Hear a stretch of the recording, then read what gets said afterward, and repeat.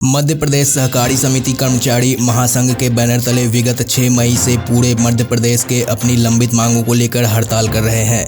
जो बालाघाट में सहकारिता कर्मचारियों के द्वारा रैली निकालकर सरकार की भेदभावपूर्ण नीतियों के खिलाफ जमकर नारेबाजी की गई। सहकारिता कर्मचारियों ने अपने हाथों में तख्ती लेकर मध्य प्रदेश सरकार की दमनकारी नीतियों और लंबित मांगों को पूरा नहीं किए जाने से नाराजगी दिखाते हुए सरकार के खिलाफ हल्ला बोल प्रदर्शन किया। इस दौरान सेवा सहकारी समिति कर्मचारी महासंघ के जिलाध्यक्ष पीसी चौहान ने पत्रकारों से बातचीत में कहा कि यदि हमारी लंबित मांगों का निराकरण नहीं होता है तो हम आगामी समय में कर्मचारियों के द्वारा सामूहिक इस्तीफा दे दिया जाएगा। जी चौहान जी बताएं। श्रीमान जी, जैसे हम 6/5/2023 से हड़ताल पे बैठे हुए हैं, ये विगत तो कई वर्षों से बैठे हुए हैं और झूठ मूठ की बातें बोलकर हमें कई बार आश्वस्त करा करके स्थगित करा दिया गया।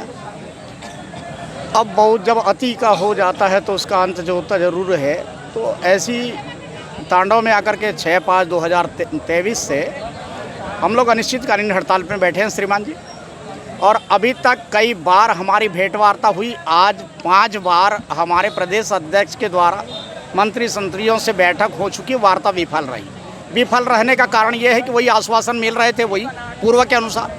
तो पूर्व के अनुसार आश्वासन पे हमारी हड़ताल स्थगित वापस होने वाली नहीं है, ये हमारे एजेंडे में रखा हुआ है।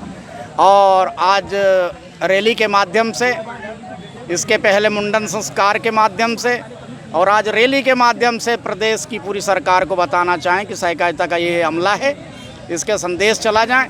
दूसरी बात कि आने वाला जो समय है, अब ये बारी बारी से आश्वासन में कोई काम नहीं चलेगा।